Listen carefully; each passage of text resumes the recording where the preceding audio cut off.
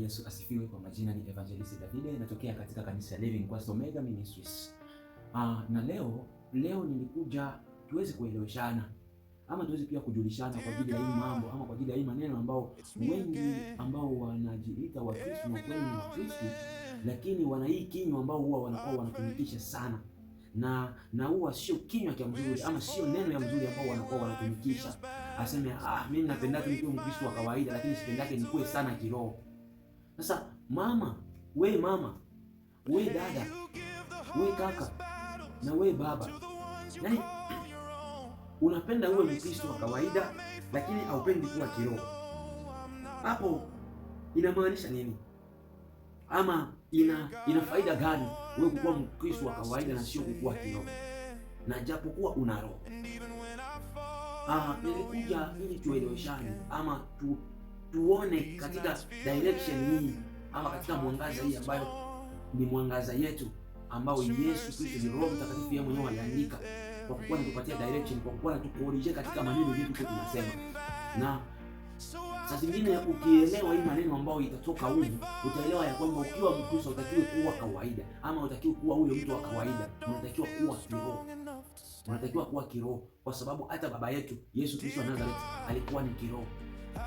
Alikuwa ni kiroho hata kama alikuja anavaa mwili, lakini kiroho kwanza ndio alikuwa. Na kukua ndani ya ulimwengu wa roho sio kukua na kujikamatia mtu wa kawaida ama kujiita mtu wa kawaida kwa sababu wewe hauko mtu wa kawaida. Na acha nikuonesha kwamba wewe hauko mtu wa kawaida, na nafasi ambapo unapaswa kuwa na focus sana kupiganisha ili nguvu yako iwe sana ni ulimwengu wa roho. Acha tusome maandiko tuone jinsi gani yanatuambia. Tutasoma katika Waefeso. Soma Waefeso. Soma kwa Waefeso. Waefeso sura ya kwanza. Soma kwa Waefeso sura ya kwanza mstari wa 18 hadi 12. Tuone jinsi gani Biblia inavyotuambia hapa kwa wale ambao wanaoshikamatia ni watu wa kawaida.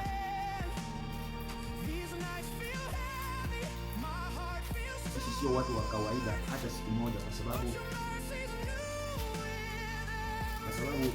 kuna Yesu Kristo wa Nazareti. Na ukishampokea Yesu Kristo kwa Bwana na Mwokozi wa maisha yako, yaani jua kwamba wewe sio tena wa kawaida. Wewe sio wa kawaida tena.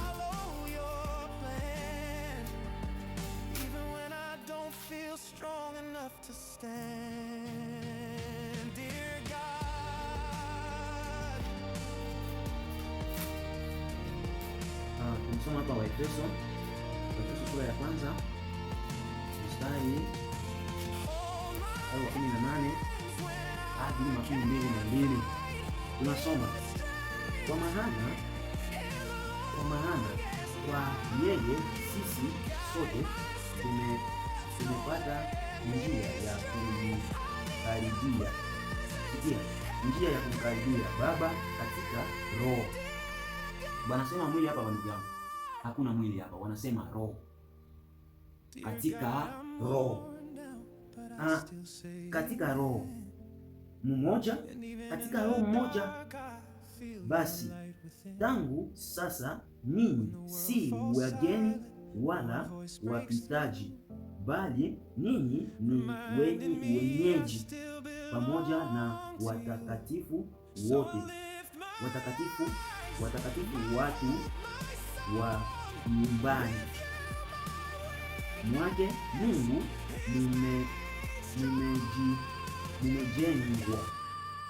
Umejengwa juu ya msingi wa mitume na manabii, naye Kristo Yesu mwenyewe ni jiwe kuu la pembeni. Katika yeye jengo lote linaungamishwa vema na kukua hata liwe hekalu takatifu katika Bwana. Katika yeye nyinyi nanyi mnajengwa pamoja kwa maskani ya Mungu katika Roho. Nadhani tunasikilizana pale ndugu yangu. Yaani ukiwa Mkristo usiwe na hiyo ukawaida ya kusema mimi nitakuwa Mkristo wa kawaida. Hapana. Ukikuwa kawaida, yani ndani ya Yesu hauko tena, kwa sababu wewe shetani anakuwa anaanza kucontrol. Ukikuwa nje ya kiroho, yani wewe shetani iko na kucontrol.